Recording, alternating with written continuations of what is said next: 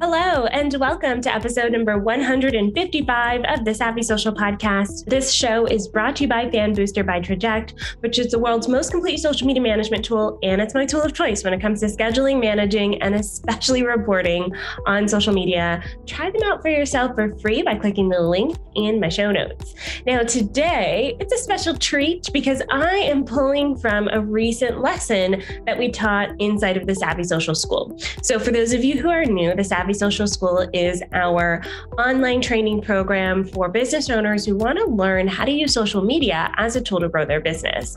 Every single month, we host office hours, strategy hours, and really these are places where our students can come and learn together in community, but also ask questions from a professional. And in this instance, I was on the mic teaching the class. We have other teachers as well that facilitate our live training sessions. Now, I wanted to pull this one out and share it with you because it's a concept that I think is really important to understand before you start diving into your social media strategy. You need to understand exactly where your buyers are in the journey. Some buyers are hot and ready to buy as soon as you post on social media, but most people need a little wooing. I like to use the analogy of dating here, where a lot of people want to get to know you a little bit better. So for instance, if you make eye contact with someone in a Starbucks, doesn't necessarily mean they're ready to become your one and only, right? Sometimes it's just eye contact. Sometimes you exchange numbers. Sometimes you go on dates. Sometimes those dates turn into long-term relationships. Sometimes they don't. And I think that's part of the buyer's journey on social media. It's meeting your potential clients and customers where they are. Now, a little bit of a caveat for those of you who are listening to the audio version. In this video, I do reference things on screen that I am showing. I'm actually hand drawing the buyer's journey. My art skills are a little bit lacking, but it really illustrates the point. So if you're listening to this, you'll still get a ton of value from it, but I highly encourage you to head on over to our YouTube channel and watch the video as well. You can find us on YouTube. Just search for OnlineDrea and you'll find me there. And with that, let's dive into this sample training from the Savvy Social School. Okay, so we're going to start here with this buyer's journey and where our people are is here. They don't know you yet. I'm going to do a little frowny face. We want them to get here. We want them to be happy. They're happy because they hired you. They're happy because they purchased your products or services or they found your podcast. So this kind of path to getting here has a lot of components to it that we're going to go over in this buyer's journey. I'm going to make it a little bit winding because it's never direct, right? It's never direct, right?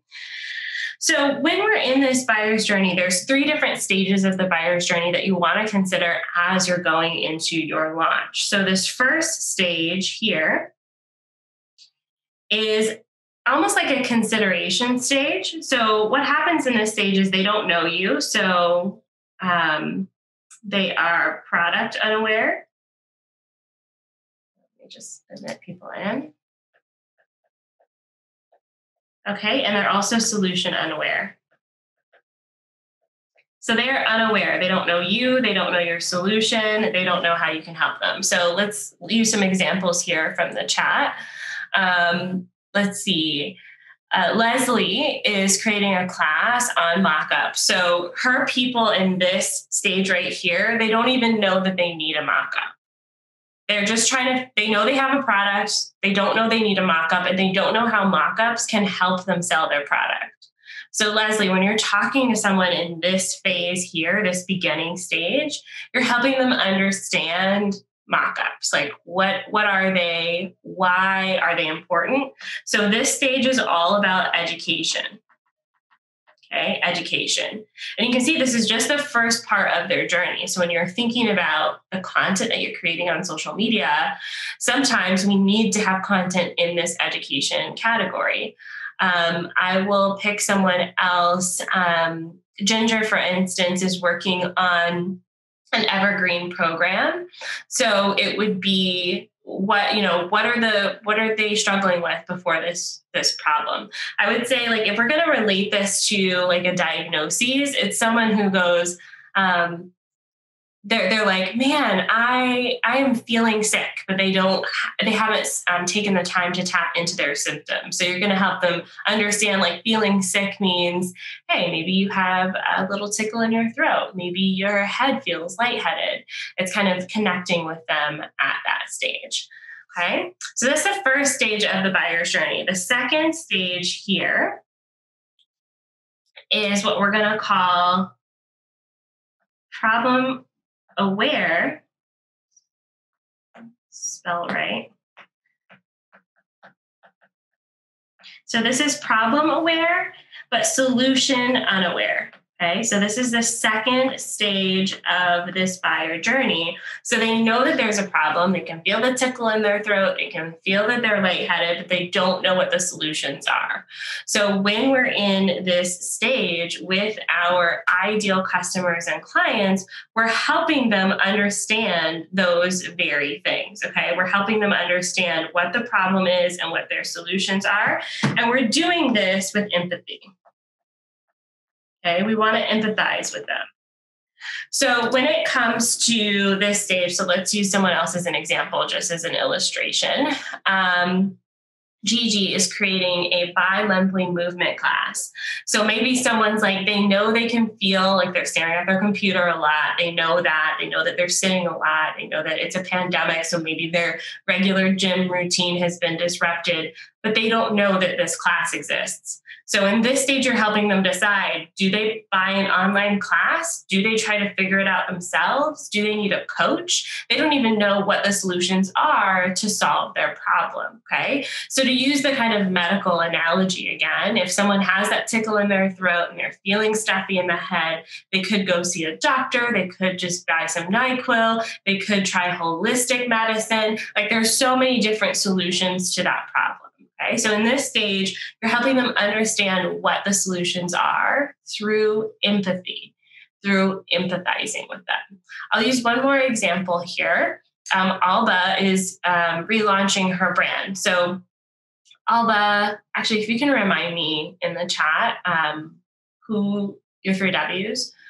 What do you sell? Who's it for? Why does it matter? And then I can use you as an example. I'll actually use you as an example in the next one. So for this one, Monique, I'll use you as an example, your SOP. So someone may understand, man, my business is messy. I need help organizing it, but I don't even know where to start. Do I hire a VA?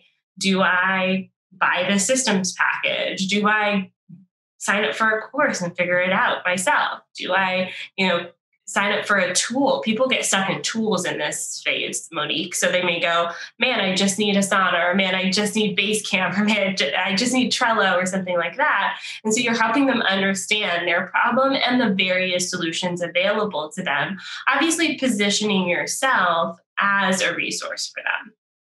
Okay, so we've got product unaware, problem unaware, and solution unaware.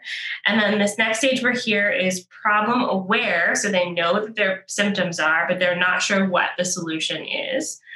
So the next and last phase here, I'll use a different color, is here.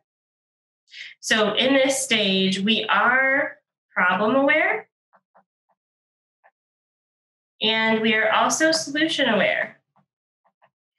This is oftentimes the decision-making phase. And sometimes when we're marketing our businesses online, we start with this phase of the journey, just naturally. We assume people understand their problems and we assume that they know what we offer. So we start talking about the difference that we have. And this is oftentimes where we get stuck. And even when I'm teaching about this, oftentimes I talk about the transformation that your product brings to the market. That's this phase here. That means someone understands what their problem is. They understand what you offer, and they're just trying to figure out how you specifically are different from everyone else. And I want to emphasize here that the very last part of this journey is an invitation. Okay? This doesn't mean everyone who makes it to this spot is going to hire you, but you've got to invite them to. Also want to emphasize that the decision is probably like right here in the journey.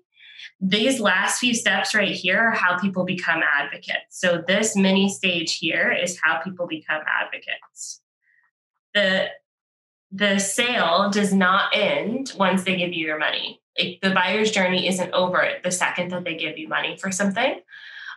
That's typically a really powerful way to build up a community around what you do. And that way other people are talking about what you bring to the table, and it's not just you talking about it. Okay. So this last stage here is important. So when you're talking about your product on social media, you want to make sure to emphasize this. So Alba, for instance, thank you for putting this in the chat. So she's a VA for social media managers. She's a VA, helping mompreneurs, freeing up their time so they can focus on their money and make money moves. So at this stage, Alba, the last stage of the buyer's journey, you're really speaking to those mompreneurs who maybe they've been following you for a while. They know they need to hire a VA or a social media manager, and you're trying to invite them into the space of working with you. Sometimes that invitation can simply look like posting on social media, following up with people, but really want to make it specific to their problems. Okay. So when you're thinking about your launch plan, you want to have content in each of these stages to speak to your followers at any stage of the journey. And you can take this buyer's journey and apply it to other parts of your marketing strategy. If you're doing email marketing, you can apply this buyer's journey there. If you're doing Facebook advertising, you can apply this buyer's journey there. You can even apply it to elements of your sales page and your website pages to help people. So you're going to start with education, empathize, and then invite them to work with you.